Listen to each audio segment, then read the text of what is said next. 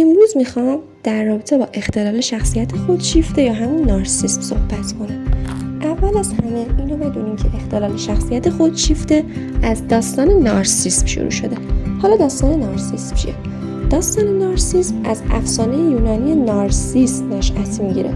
پسر جوونی که به خاطر زیباییش مغرور بود و عشق دیگران رو رد میکرد تا اینکه الهه عدالت اون رو به عشق ورزیدن به تصویر خودش در بریکه‌ای محکوم کرد. نارسیس تا سر حد مرگ به تصویر خودش خیره موند و پس از مرگش گلی به نام نرگس یا نارسیوس از آن محل روید. واژه نارسیس امروزه در روانشناسی به معنای خودشیفتگی به کار میره. حالا خودشیفتگی چیه؟ اگر فردی بیش از حد به خود توجه کنه و این خود بزرگ بینی به یک اختلال شخصیت تبدیل بشه، فرد رو مبتلا به شخصیت خودشیفته میدونه. حالا علائم خودشیفتگی یا ویژگی افراد نارسیس چیه؟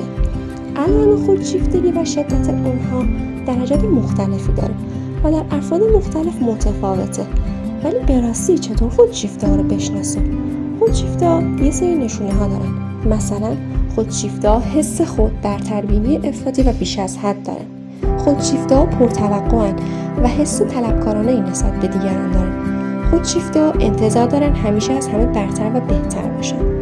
خودشیفته ها درباره موفقیت ها، قدرتشون، زیبایی یا همسر خوب و کامل بودن خود خیال پردازی افراطی دارن.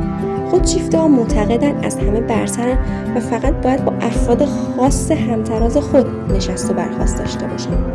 خودشیفته ها از دیگران برای رسیدن به خواستهاشون استفاده میکنن. خودشیفته ها به دیگران حسادت میکنن و معتقدن بقیه هم به اونها حسادت می‌ورزن. خودشیفته ها رفتار مغرورانه و متکبرانه دارن که خیلی به چشم میاد. و در آخر خودشیفته ها اصرار دارن همیشه بهترین هر چیز، مثل بهترین خودرو یا بهترین دفتر کار رو به دست بیارن.